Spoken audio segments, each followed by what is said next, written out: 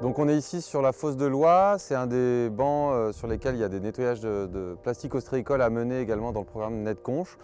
Et aujourd'hui, on fait une action particulière de suivi environnemental de cette zone à nettoyer pour une question particulière liée aux habitats d'herbiers de Zoosternen. Donc c'est des habitats qui sont absolument précieux à plein d'aspects différents. Premièrement parce que ça sert d'abri pour un certain nombre d'espèces qui viennent se reproduire, se nourrir, s'abriter de prédateurs ou de conditions météo défavorables. Donc il y a plusieurs centaines d'espèces qui habitent et qui trouvent refuge dans ces zones-là.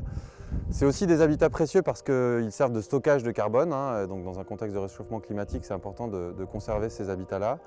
Mais aussi, ça sert à ralentir la puissance des vagues et donc à limiter tous les effets d'érosion qu'on peut avoir et qu'on ressent de plus en plus avec la montée des eaux.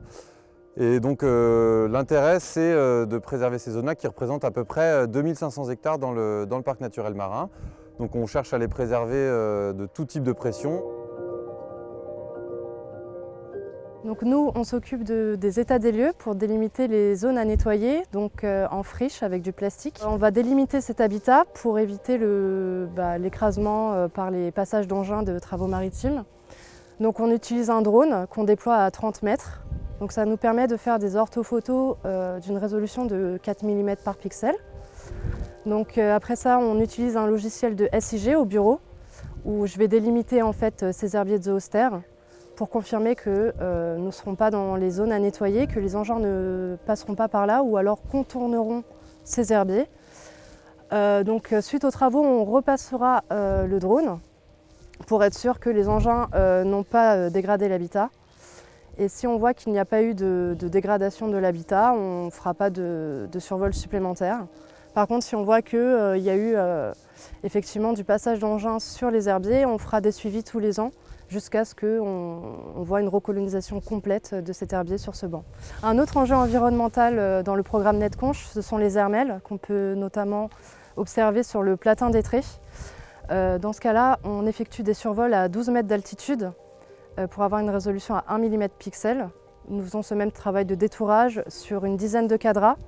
Donc 5 cadras témoins où les engins ne passeront pas et 5 cadras où les engins passeront pour nettoyer les friches ostréicoles. Il y a 2 suivis, donc un en hiver et un en été, qui sera effectué sur ces zones tous les ans pendant 5 ans.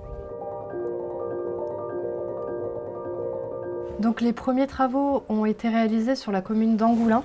Donc là, on a la vue satellitaire d'une résolution de 20 cm pixels.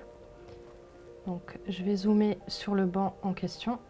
Donc ça, c'est le banc La Menoise, sur lequel les travaux ont été réalisés et ont été finalisés fin novembre 2022. Nous avons effectué un survol drone à 30 mètres d'altitude pour une résolution de 4 mm pixels sur la zone qui a été nettoyée. Donc la zone à nettoyer, je vais l'afficher en bleu. Là, on peut voir qu'il y avait des tables ostréicoles avec des tubes ostréicoles, on les voit très bien, des pneus. Et là, ce que vous voyez en marron foncé, en fait, ce sont des récifs d'hermelles. Donc là, les suivis environnementaux consistaient à détourer ces récifs d'hermelles avant et après travaux, pour voir s'il y a eu un impact des travaux. Donc là, c'est la photo avant travaux et après travaux. Donc pour le suivi des hermelles, on a défini 11 cadras que je vais afficher maintenant.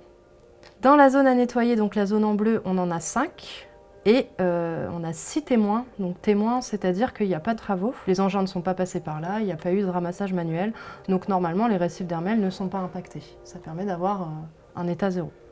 Donc là, le cadre fait 100 mètres carrés, les hermelles ont été détourées là en vert, ce qui nous a permis de déterminer en fait la surface d'hermelles présente dans ce cadre. On a fait la même chose après travaux.